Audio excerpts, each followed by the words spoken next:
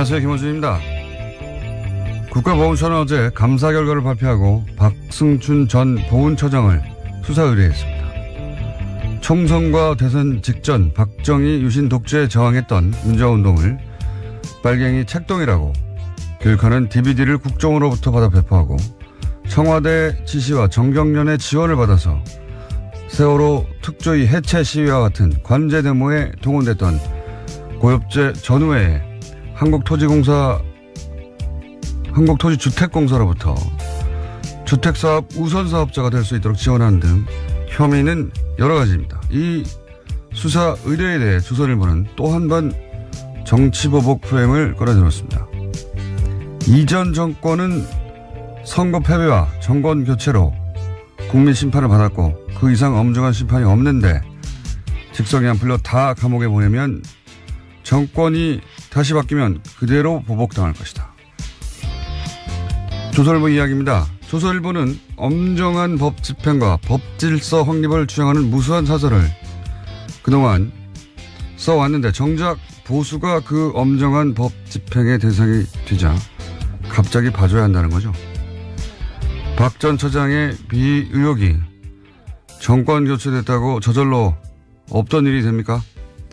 아예 없는 제도 만들어내서 생사람을 간첩으로 만들어냈던 세력이 할 말이 아니죠.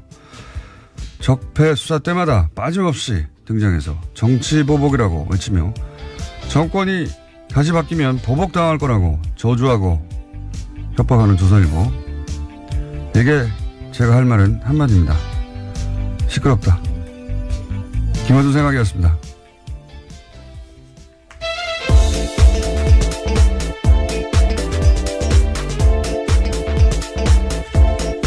시사인의 김은지입니다. 자, 또 오늘도 참 다이나믹한 한국이에요. 이슈가 워낙 많죠. 예. 이렇게 매일 하는데도 매일 이렇게 20분 동안 떠도는 뉴스가 나오는지 모르겠습니다. 자, 오늘은 어떤 뉴스가 첫 번째입니까? 네, 어제 국군기무사령부가 국방부 댓글조사 TF를 감청해서 압수수색 계획을 미리 알았다라는 뉴스 전해드린 바가 있는데요. 군 기무사가 이를 인정했습니다. SBS 보도 직후에 이석구 기무사령관이 의혹을 전면 부인한 것과는 전혀 다른 태도인데요. 하지만 기무사 쪽은 수사를 방해할 의도는 아니었다라고 해명하고 있습니다. 그러니까 감청 자체도 합법적인 업무였다라고 주장하고 있는데요. 승인된 회선으로 감청하는 가운데 조사 TF가 별도의 전화를 사용하지 않았기 때문에 자연스럽게 감청이 이뤄졌다라고 주장하고 있습니다. 자연스럽게 감청이 이뤄졌다.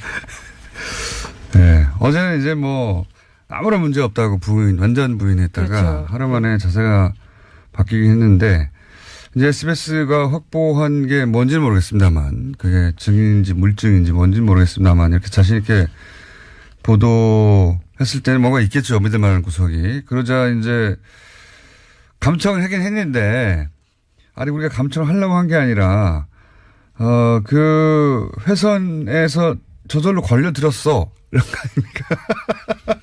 제가 최근에 본 해명 중에 가장 창의적이네요. 저절로 걸러들였을 뿐 우리는 하려고 한 게 아니다 이거죠. 예. 예, 저절로 걸러들었다고 하더라도 어쨌거나 그 내용을 보고했고요. 그 보고한 문서를 삭제했습니다. 그런데 그게 복원돼서 걸린 거거든요. 그러니까 왜 삭제했는지에 대해서는 설명하지 못하고 있는 거죠. 아니 이게 상급기관이 범죄 혐의를 지금 조사하고 있는데 저절로 걸렸다고 하더라도 그걸 보고하거나 거꾸로 예 이거 이 회사를 닫아야 된다고 보고하거나 혹은 거기에 대해서 그 회선을 이 사실 자체를 사실은 조사 대상에게 알려줘야 되는 거예요. 예. 그런데 그렇죠. 수사 방해가 될 수 있는 상황이니까요. 근데 이제 그거에 대해서 이제 자기들은 압수수색에 대비해서 증거인멸을 시도했다. 예. 하는 정황이 지금 의심되는 것이고, 예. 저는 군 관련 특히나, 예. 군 관련은 군에 이 수사를 맡기면 안 되겠다 하는 생각을 다시 한번 하게 되는 것이 이 국정원 TF 때하고는 또 다른 것이요. 국정원 TF도 비슷한 구조로 했거든요. 예. 위원회 만들어서. 지금 국방부 TF가 하는 거 아닙니까 이게? 예, 그렇죠. 지금 거기서 먼저 하고 있는 겁니다. 네. 근데 기억을 되돌려 보면 국정원 때는 중간중간에 발표하고 중간중간에 수사 의뢰하고 이런 일이 이루어졌었어요. 근데 이제 국방부 TF는 수사 의뢰가 한 건도 없지 않습니까? 네, 오늘 아침 한겨레 신문이 그렇게 보고했는데요. 자체 조사를 통해서 수사 의뢰하거나 관련 자료를 검찰에 보낸 적도 없다라고 합니다. 심지어 검찰의 자료 요청에 대해서 보안 등의 이유로 거절당하는 사례가 많았다라고 합니다. 그리고 제일 제가 어처구니 없는 게 예를 들어 수사관이 가요. 그러면 가장 먼저 하는 게 요즘은 그 하드를 뜬다고 하죠. 예, 디지털 증거들이 워낙 많아서요.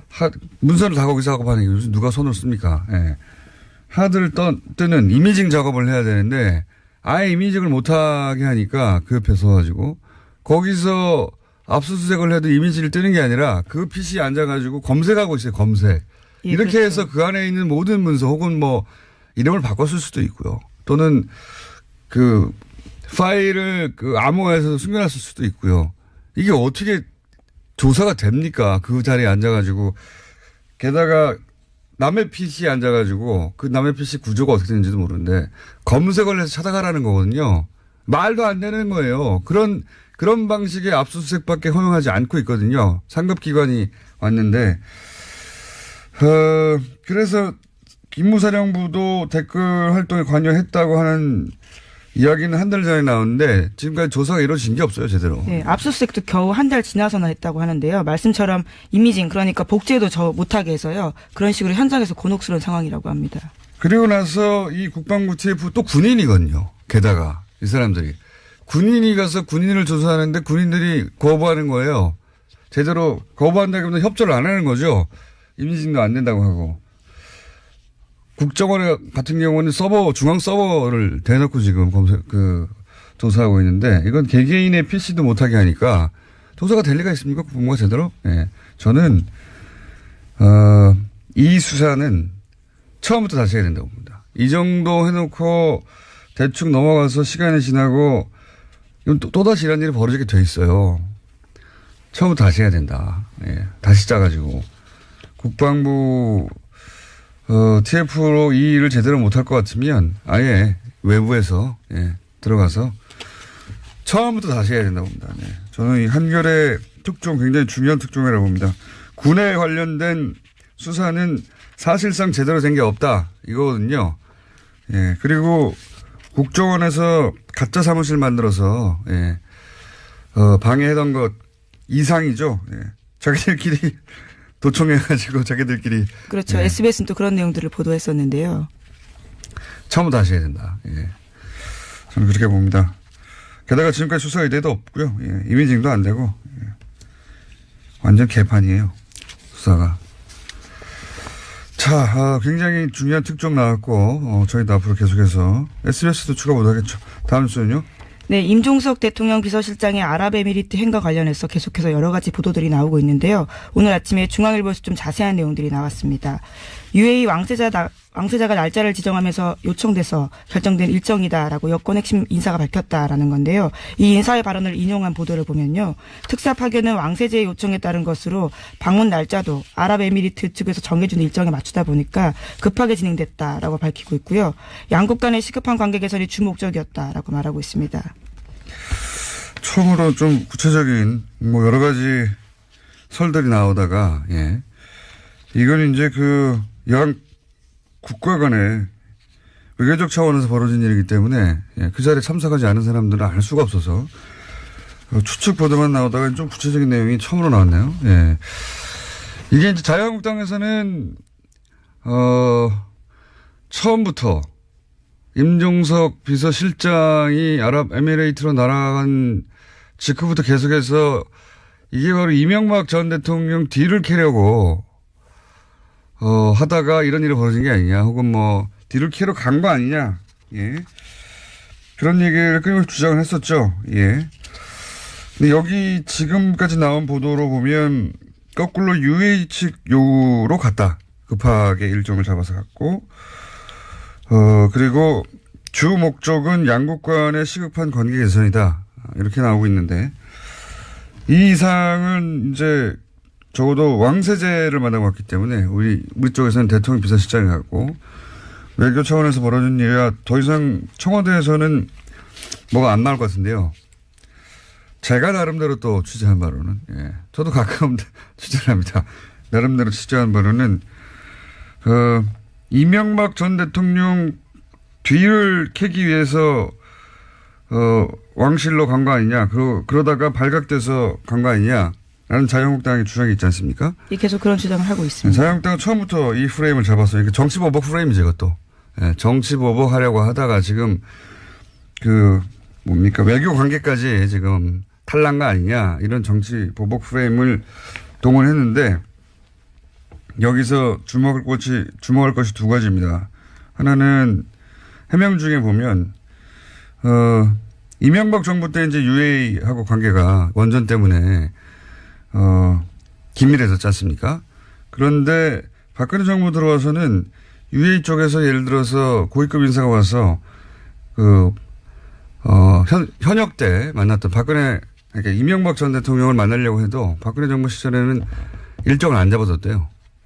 안 잡아주고 대신 현 정부의 총리를 만나고 가라. 당시 현 정부라면 박근혜 정부. 당시, 예, 박근혜 정부의 그런 식으로, UAE와 관계가 소원해졌다고 해요. 예. 거기까지 제가 들은 이야기고. 그러면 이번에는 왜 갑자기 가느냐. 저쪽의 요구에 따라.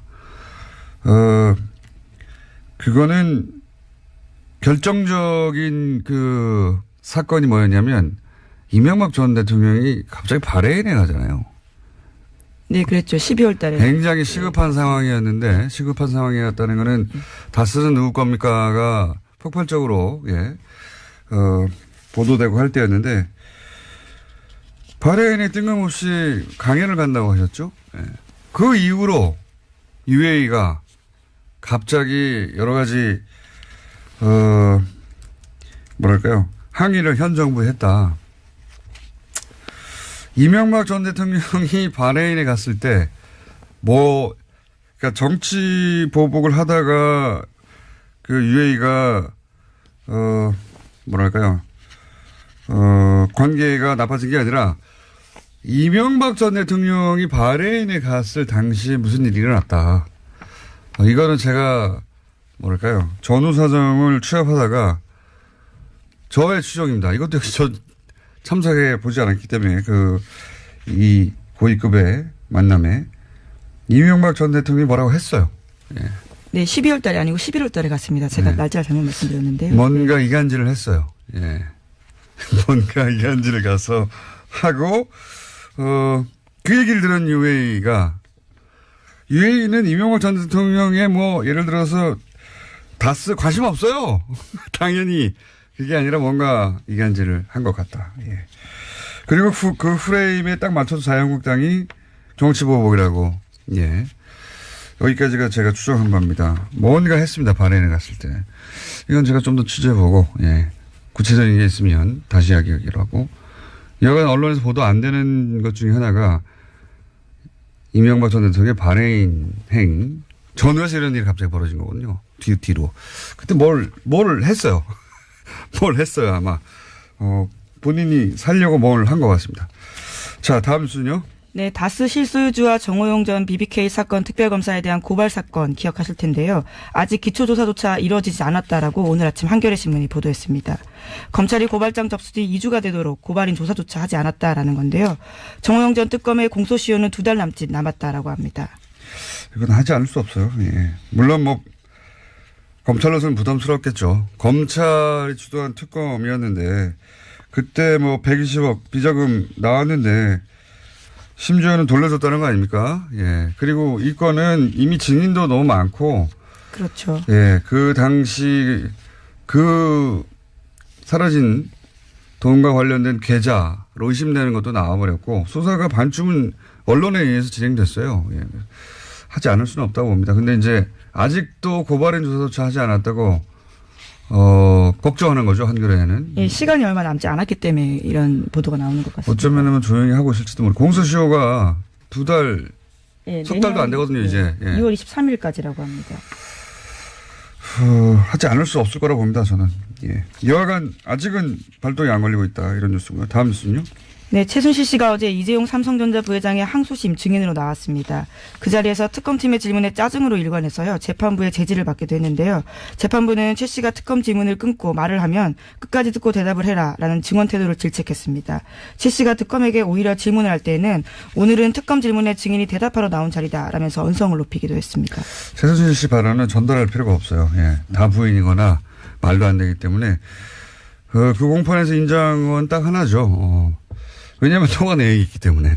네, 박근혜 전 대통령과 통화한 내용이요. 근데 이제 거기 보면 이제 2개월치밖에 거기는 없는데 어제 제출된 것은 거기 보면 2개월 동안 문자를 한 번도 하지 않고 오로지 통화만 260번 가까이 했습니다. 260번 가까이. 그러니까 이게 이제 날짜로 나눠보면 하루에 4번 이상 했단 말이죠. 4번 이상 했는데 생각해 보면 사람이 깨있고 활동하는 시간이 한 12시간 주로 보다 보면 3시간마다 한 번씩 전화한 거예요. 하루 매일매일 주말도 없이. 이게 친해서 할 수 있는 통화의 주기가 아니거든요. 이건 단순히 친한 게 아니고 매일매일 어떤 업무가 있었던 겁니다.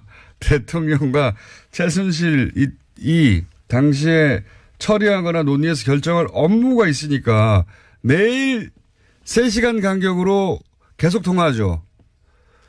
하루에 4번 이상씩. 이게 어떻게 단순 안보 3시간마다 안보가 궁금합니까?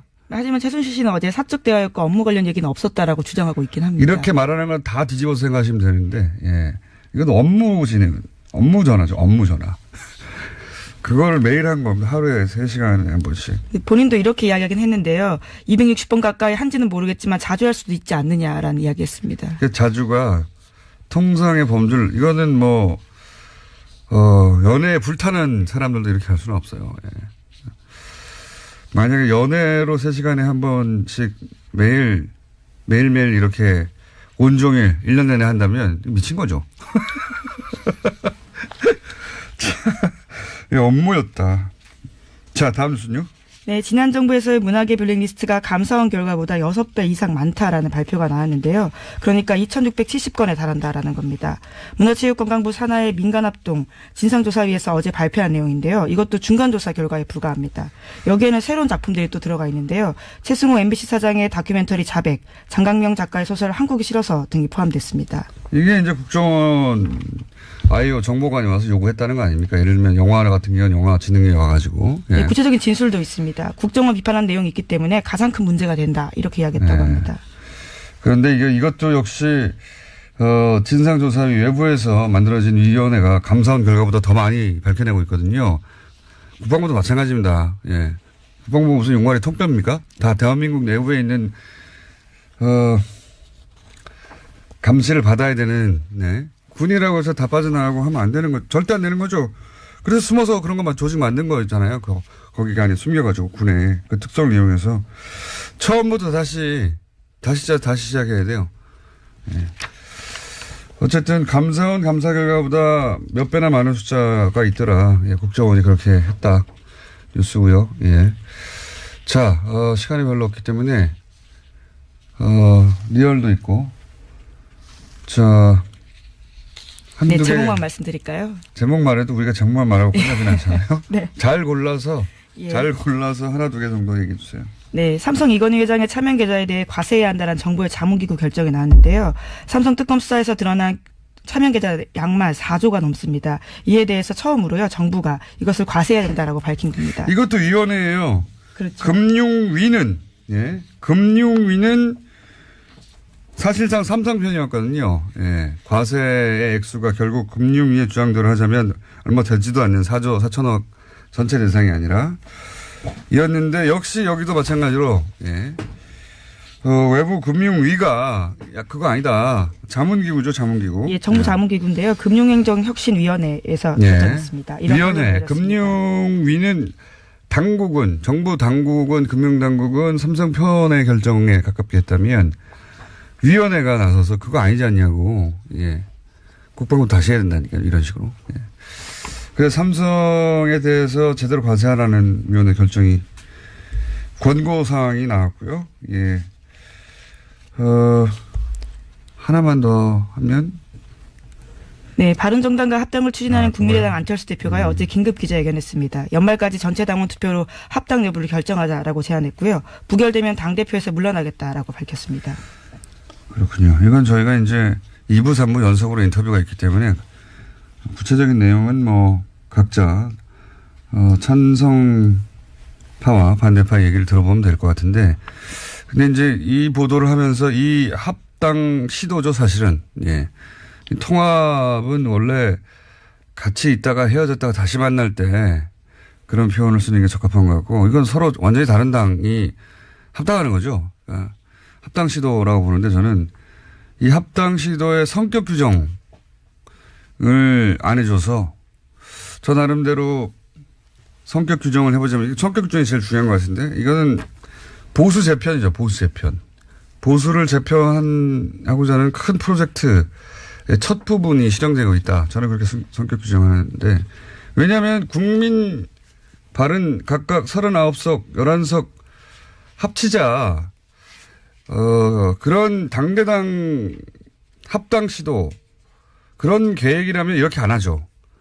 왜냐하면 보통 합당은 몸집 부풀리기거든요. 예.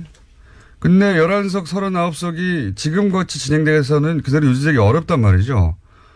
오히려 거꾸로 당이 쪼그라들 수도 있어요. 합당을 해놓고 원래 당보다 숫자가 줄어들면 합당할 이유가 없잖아요. 그러니까 이건 당대당 합당의 차원에서 보면 안 되고, 그렇게 해서 그리고 있는 목적하는 뭐가 뭐냐. 보수 재편이라고 하는 큰 프로젝트의 일환인데, 여기서 이제 중요한 건 안철수 대표 혼자서 그런 큰 프로젝트를 다 할 수 있느냐? 없거든요. 당연히. 사실은 그런 큰 프로젝트에 포함될 사람, 저쪽에서도 유사한 그림을 그리는 사람들이 있고, 그 이해하고 안철수 대표 이해가 맞아떨어진 거다. 정치가 혼자 되는 게 아니기 때문에. 그런 관점에서 이 시도를 봐야 한다. 뭐 정치에서 만나고 헤어지는 건 다반사인데, 이 만남과 헤어짐의 성격은 그렇게 보수 재편이라고 하는 프로젝트에 안철수 대표와 또 저쪽에서 그런 시도를 하는 사람들이 있겠죠. 이해가 맞아떨어진 것이다. 그리고 이 합당 시도를 그래서 어떤 프레임으로 보수가 보도하느냐를 보면, 뭐랄까요. 이 합당 시도의 성격 규정을 다시 한번 할 수 있어요. 원래 프레임이라는 게 단어 선택부터 시작되는 거거든요. 서민행보 홍밥이라고 하면 딱 프레임이 잡히는 거잖아요. 근데 이 합당 시도를 대단히 여러 가지 단어로 보도할 수 있습니다. 예를 들어서 무리수, 강행, 또는 파국, 뭐 이렇게 보도할 수도 있고요. 지금 대부분은 정면 돌파, 승무수 이렇게 보도하거든요. 예. 사실은 단어 선택부터 안철수, 보수 매체들이 특히 안철수 대표의 선택을 긍정적으로, 긍정적인 언어로 보도하죠. 예. 얼마든지 정반대로 보도할 수 있습니다. 문재인 대통령이 야당 반대하는 인사를 임면할 때 대통령 임명권임에도 불구하고 어떻게 보도했습니까? 강행이라고 보도하죠. 정면 돌파라고 보도하는 언론 찾아보세요. 없어요. 강행이라고 했지. 여기 강행의 뉘앙스는 부정적이거든요. 이 시도도 그렇게 부정적으로 보도할 수도 있는데 정면 승부 아니에요, 지금. 의원총회도 안 나가잖아요. 정면 승부 아닌데 그 자체가 프레임이에요. 옳다 그러다가 아니라 어떻게 각 진영의 이해가 반영되느냐 하는 관점에서 보면, 예, 이 시도의 밑그림, 진짜 규정, 성격 같은 걸 규정할 수 있는데, 저는 그래서 보수 재편의 시도다, 재편의 시도다, 그렇게 성격 규정하는 게 맞다라고 저는 봅니다. 여기까지 하겠습니다. 네. 지금까지 시사인 김은지였습니다. 감사합니다. 네, 바로 이어서 목요일은 항상 준비된 리얼미터. 자, 리얼미터 권순정 조사분석실장 나오셨습니다. 안녕하십니까? 안녕하십니까? 자, 지난주 이후로 큰 이벤트가 있었습니다. 중국을 방문했던. 이 중국을, 일단 제가 이거 말씀하시기 전에 중국 방문 직전부터 방중 기간 동안, 보수 모체 중심의 이제 폭탄, 보도가 있어요. 이례적인 부정적인 보도가 집중되어 있었습니다. 대통령, 이제 결혼조사 기관에 계시니까 잘 아시겠지만 대통령 순방은 무조건 긍정적인 효과를 냅니다. 네. 예. 뭐 자연스럽잖아요. 국내 시끄러운 정치 현안을 떠나가지고 네. 해외에 가가지고 좋은 그림 막 나오고 대통령끼리 만나고 밥 맛있는 거 먹는 네. 것 같고. 그래서 거의 요번에 엇나간 게 네. 거의 제가 기억하기로는 요번이 거의 처음이 아닌가. 제가 알기로도 어제도 한번 말씀드린 것 같은데 대통령 순방이 거꾸로 부정적인 영향 여론에 낸 것은 제가 기억하기로는 처음이에요. 근데 이제 그게 그래서 제가 계속 악의적으로 했는데 순방 첫날부터 계속해서 부정적인 보도만 쏟아냈거든요. 보수 매체에서 혼밥 이거 시작해가지고 엄청난 숫자의 부정적인 보도, 홀대, 혼밥을 네. 보수 매체가 정말 폭포수 같이 쏟아냈어요. 선전적인 단어 뽑기가 상당히 많이 나온 것 같습니다. 실제 그래서 이제 저는 방중 기간 동안은 뭐가 뭔지 모르는 채 아마 일반인들이 이 혼밥과 홀대 보도를 엄청나게 흠뻑 젖었죠. 예. 종편도 말할 것도 없고요. 그래서 이제 지지율이 실제 타격을 입었죠. 네, 실제 타격이 입었습니다. 최근 3주 동안에 조금씩 하락을 해서 73%에서 지난주에는 68.6%로 떨어졌습니다. 예. 근데 이제 이게 시간이 지나고 좀 여유를 갖고 보도를 되돌아보고 사실관계를 유권자들 시민들이 확인해보고 그러면서 이게 다시 상승할 거라고 전 예상했었거든요. 어떻습니까? 네, 소개해드리겠습니다. 이번 주에는 금방 말씀드린 것처럼 최근 3주 동안 하락세가 멈추고 지난주에 지지율을 유지했습니다. 0.1%포인트 상승했고요. 68.7%입니다. 부정평가는 0.3%포인트 하락해서 25.4%입니다. 오히려 하락했군요. 이제 예, 다시. 예. 그 일간으로 보면 월요일에 67.7%로 지난주 금요일에 많이 떨어졌지만 지난주 금요일에 비해서는 소폭 상승한 그 수치이고요. 화요일에는 69.1% 그리고 수요일에는 68.1%로 살짝 떨어졌습니다. 그러니까 이제 그 소위 방중 관련한 부정적인 보도가 폭포수처럼 쏟아지면서 떨어졌다가 다시 오히려 방중이 끝나고 나서 중국 방문 성과에 대해서 조금씩 올라가고 있다. 네, 언론 보도 경향을 보면 지난주 주말을 경고하고 월요일까지 조금씩 방중 성과에 대한 내용들이 보도량이 조금씩 늘어났고요. 그리고 야당과 언론 일부의 이제 그 중국 방문에 대한 부정적인 보도에 대한 이 자체가 공정한지 공정하지 않은지 논란도 월요일에 많이 SNS를 통해서 돌았습니다. 그런 보도는 저희밖에 안 했어요. 집중적으로. 예. 이거 홀대론 자체가 거짓말인 것 같다. 혹은 제대로 보도하지 않은 것이다. 악의적인 프레임이다라는 보도는 집중적으로 한 것은 저희밖에 없긴 한데 여하간 이제 하강 곡선을 그리다가 방중 기간 동안 오히려 이제 방중이 끝난 다음에 조금씩 다시 회복되고 있다 이런 얘기네요. 네, 그렇습니다. 그 화요일에는 이제 평창 동계올림픽 홍보 행사에 거의 하루 정도를 다 빼서 트레인 원이라든지 MBC 미국 MBC 인터뷰 보도라든지 이에 대한 이와 관련된 보도가 상당히 많이 확대되었었고요. 또 어제는 조금 떨어졌는데 오늘 이제 조간에서도 일부 조간 사설에도 일부 나왔던데 평창 올림픽 기간에 한미 연합훈련의 연기 검토한다는 소식이 나왔었죠. 이런 뉴스를 항상 노년층에서 싫어하죠. 보수층에서. 한미연합훈련을 평창 올림픽 때문에도 연기하자고 해도 무조건 싫어하는 경향이 좀 있습니다. 근데 저는 한편으로 지금까지 현 정부는 2번 정도의 이 보수 진영 매체에 폭탄을 맞았거든요. 한 번은 이제 북핵 그리고 이번엔 방중. 예. 2번의 집중적인 폭격을 받았는데 그러니까 이 현 정부가 소위 그렇게 폭격을 집중적으로 당했을 때 입을 수 있는 그 지지율의 하락의 정도를 저는 그 두 사례를 보고 이제 가늠해 볼 수 있다고 보는데 그게 한 60% 중반까지 에서 저지가 돼요 보면. 네, 맞습니다. 지난 9월 3일 그 북핵 이후에 계속 떨어져서 한 67%까지가 최저치로 떨어졌거든요. 네. 그리고 요번에도 떨어진 것이 지난주에 68.6%인데 사실상 상당히 많이 지금까지 하락한 최저선이 한 60%대 중후반대, 중반이라기 하기는 좀 그렇고 중후반대가 아닌가 싶고요. 굉장히 어떤 의미에서 놀랍기도 합니다. 저지선이. 예, 왜냐하면은 지지층의 저지선. 지난 정부 박근혜 대통령 국정수행 지지율 최고치가 주간 집계로 67.0%입니다. 그쪽 그런 것들을 최저치하고 감안을 이쪽 하면 최저치하고 예, 차이는 있지만 그래도 전반적으로 그 최저치하고 지금까지의 최저치보다 이전 정부의 최고치보다 높다는 것은 조금 생각해 볼 부분이 있는 것 같습니다. 지지층을 굉장히 단단하게 결속한다. 왜냐하면은 이런 일이 있으면 다시 또 지지층 결집을 해요. 네. 이탈도 하지만. 네네. 예, 지지층 결집도가. 그러니까 이번 주 같은 경우는 여전히 이제 대구 경북이나 60대 이상 그리고 안보 문제에 조금 더 강경한 경향을 보이고 있죠. 진보적인 성향을 가지고 있다 할지라도 20대에도 빠졌고. 예. 근데 하지만 이제 세부 분석을 해 보니까 문 대통령의 그 핵심 지지층은 민주당 지지층이나 19대 대선에서 그 문재인 대통령을 찍었던 사람들이거든요. 이쪽에서의 지지율은 거의 변동이 없거나 그리고 이번 주 민주당 지지층에서는 오히려 소폭 올랐습니다.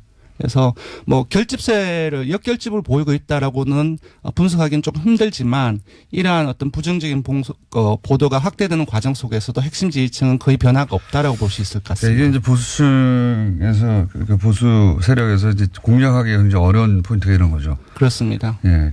그러니까 분명히 폭탄을 쓸 수 있는 걸 다 썼는데 예, 더 이상 하락하지 않는 거. 왜냐하면 핵심 지지층의 전체적인 어떤 규모가 상당히 이제 넓다는 거죠. 그렇기 때문에 전체 지지율도 이런 상황에서도 많이 빠지지 않는 것 같습니다. 자, 정당 지지율은 수치만 간단하게 짚고요. 매번 뭐 0점 몇 이런 수준이기 때문에. 예, 정당 지지율은 원내 주요 정당, 그러니까 4당이 정의당을 제외하고 일제히 하락세를 보였습니다. 수치를 알려드리면 민주당은 0.8%포인트 하락해서 51.1%이고요. 한국당은 지난 3주 동안에 조금씩 올랐는데 이번에는 0.2%포인트 하락해서 18.5%입니다. 정의당은 이제 계속 그 최하위를 하다가 이번에는 상당폭 올랐다고 볼 수 있을 것 같습니다. 왜냐 지지율이 워낙 낮았기 때문에 2.1%포인트 상승해서 6%를 기록했습니다. 바른정당은 0.7%포인트 하락했고 5.1%입니다. 2주째 내림세를 보이고 있고요. 국민의당은 호남에서 7.5%를 기록했습니다. 그러니까 11월 2주차에 약 호남에서 6주 전에 7.4%를 기록해서 전체 국민의당 창당 이후에 호남에서 최저치를 경신을 했거든요. 그때와 비슷한 수치로 하락을 한 것입니다. 그리고 다시 4%대로 하락을 해서 4.9%를 기록했습니다. 아무래도 현재 지금 당내 상황이 그렇죠. 가장 직접적인 영향을 미친 것으로 보입니다. 그러고 그것마저 알려주마. 네. 오늘은 뭡니까? 네, 이번에는 아까도 말씀드렸다시피 문 대통령의 중국 방문 전후로 해서 네. 그 다양한 어떤 언론 보도가 있었는데 거기에 대한 악의적인 프레임이라고 제가 계속 주장했던 일주일간 그 내용에 대해서 보도 언론설했죠. 예. 질문을 아주 건조하게 물었습니다. 잠깐 읽어드리면 지난주 문재인 대통령의 중국 방문을 전후한 언론 보도에 대하여 논란이 있습니다. 선생님께서는 문 대통령의 중국 방문 관련 언론 보도에 대해서 어떻게 생각하십니까? 이렇게 물었습니다. 우리 언론이 문 대통령 중국 방문을 어떻게 했느냐. 왜냐하면 질문의 공정성이라는 말이 들어가면 공정성이라는 말 들어갔다는 그 자체로 불공정했나라는 편견을 가지고 싶기 때문에 아예 질문에서 그런 부분들 완전히 빼고 다 건조하게 처리를 했습니다. 언론 보도에 대해서 어떻게 생각하느냐. 네, 그렇습니다. 그랬더니 불공정했다라는 응답이 67.9%가 나왔고요. 반면 공정했다는 응답은 20.9%로 3배 이상이 불공정했다는 인식이 많은 것으로 나타났습니다. 사람들도 아는 거예요. 네. 네. 이건 그냥 뉴스공장 청취층을 대상으로 한 게 아니고 그렇습니다. 일반 여론조사를 한 거거든요. 네. 그리고 조금 더 볼 것은 전혀 공정하지 않았다. 그러니까 아주 강하게 불공정성에 대한 비판 의식을 가지고 있는 사람들이 42.4%나 된다는 겁니다. 예. 네, 그렇고 세부적으로 보면 요거는 조금 중의적으로 봐야 되는데요. 자유한국당 지지층이나 보수층 60대 이상, TK, PK, 영남권을 포함해서 모두가 불공정했다라는 인식이 지배적이거든요.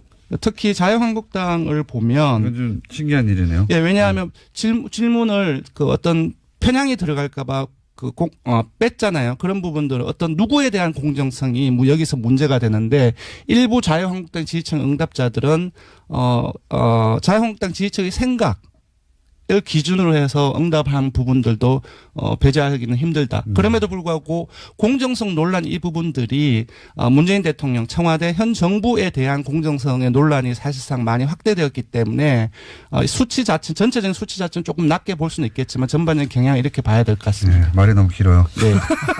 단순하게 합시다. 그러니까 네. 중국 관련 언론 보도가 불공정했다가 67.9%고 공정했다가 20.9%. 네, 그러니까 그렇습니다. 굉장히 이례적인 겁니다. 예.